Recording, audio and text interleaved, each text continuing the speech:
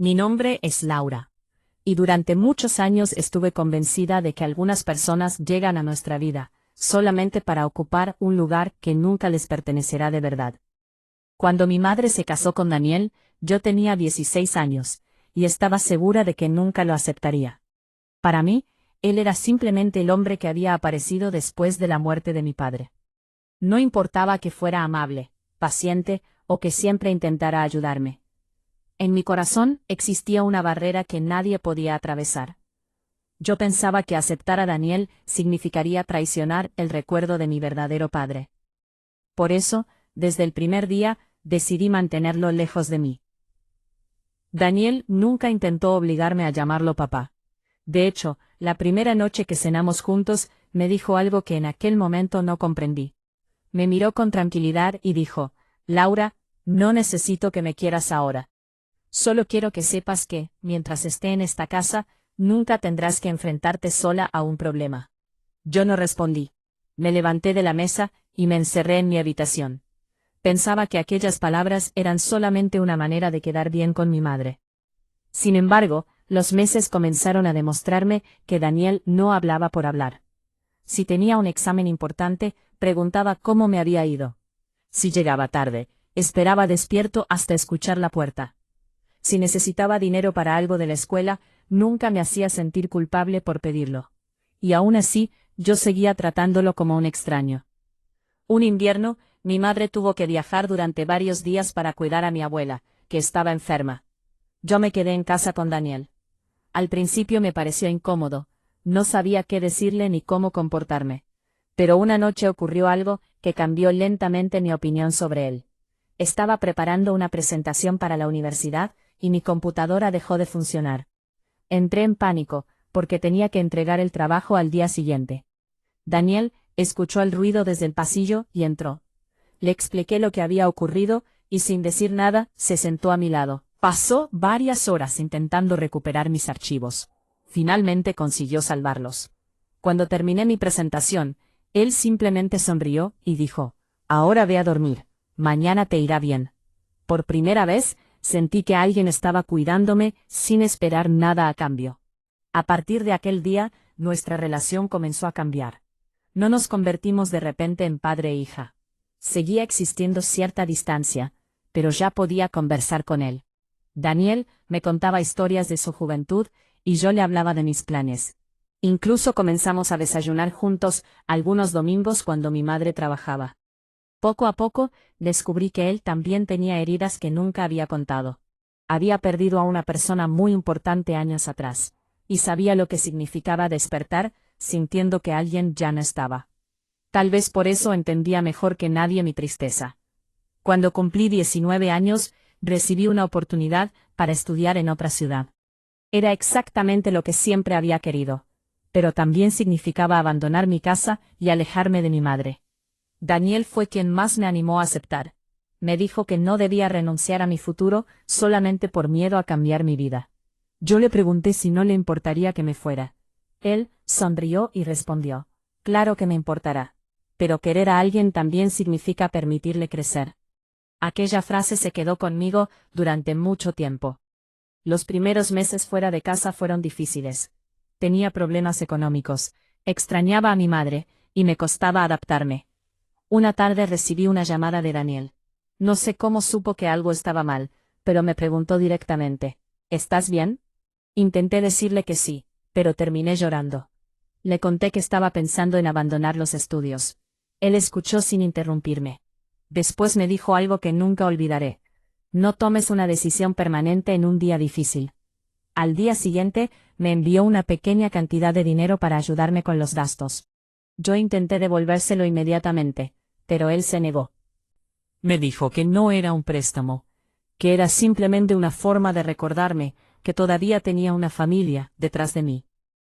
2 años después, regresé a casa para pasar las vacaciones. Todo parecía igual, pero algo había cambiado dentro de mí. Ya no veía a Daniel como el hombre que había ocupado el lugar de mi padre. Ahora lo veía como Daniel, una persona que había elegido quedarse. Esa diferencia era enorme. Una noche nos sentamos en el jardín, y finalmente tuve el valor de decirle lo que llevaba años guardando. Le dije, sé que nunca intentaste reemplazar a mi padre. Daniel bajó la mirada y respondió, nunca habría podido hacerlo, y tampoco era mi intención. Entonces le confesé que durante mucho tiempo lo había culpado por estar en nuestra casa. Él me dijo que entendía, porque yo necesitaba tiempo para aceptar una nueva realidad. Pero aquella conversación no terminó como yo esperaba. Daniel sacó de un cajón una pequeña caja que había guardado durante años. Dentro había varias fotografías de mi padre. Me quedé sorprendida. Daniel me explicó que, antes de casarse con mi madre, había investigado todo lo necesario para conocer la historia de nuestra familia. No porque quisiera reemplazar a mi padre, sino porque quería entender qué significaba para mí. Entre las fotografías había una nota escrita por mi madre muchos años atrás. La leí con lágrimas en los ojos. En ella, mi madre había escrito que esperaba que algún día yo pudiera encontrar paz, y que nadie intentara borrar el lugar que mi padre tenía en mi corazón. Entonces comprendí algo que había tardado años en aceptar. No tenía que elegir entre amar a mi padre y querer a Daniel. El corazón no funciona como una habitación donde solo cabe una persona. Podía recordar a mi padre, extrañarlo, y seguir amándolo, mientras también agradecía todo lo que Daniel había hecho por mí.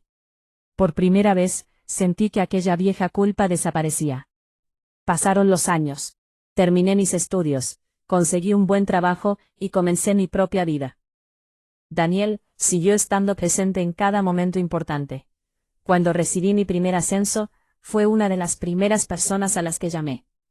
Cuando compré mi primer apartamento, él me ayudó a montar algunos muebles. Y cuando conocí al hombre que posteriormente se convertiría en mi esposo, Daniel fue quien me dio uno de los consejos más importantes de mi vida. No busques a alguien perfecto. Busca a alguien que se quede cuando las cosas dejen de ser fáciles. El día de mi boda, ocurrió algo que jamás olvidaré. Mientras todos esperaban para comenzar la ceremonia, yo miré hacia las primeras filas, y vi a Daniel. Tenía los ojos llenos de lágrimas. Entonces caminé hacia él, y le pedí que me acompañara hasta el altar. Se quedó completamente sorprendido. Me preguntó si estaba segura. Yo le respondí, sí, porque tú no reemplazaste a mi padre. Simplemente elegiste estar a mi lado cuando más te necesitaba. Daniel intentó contener las lágrimas, pero no pudo. Caminó conmigo lentamente. Antes de entregarme a mi esposo, me tomó de las manos y dijo, siempre quise que algún día pudieras caminar hacia tu futuro, sin sentir que estabas dejando atrás tu pasado. Yo lo abracé, y comprendí que aunque nunca lo había llamado padre, había sido una de las figuras más importantes de mi vida.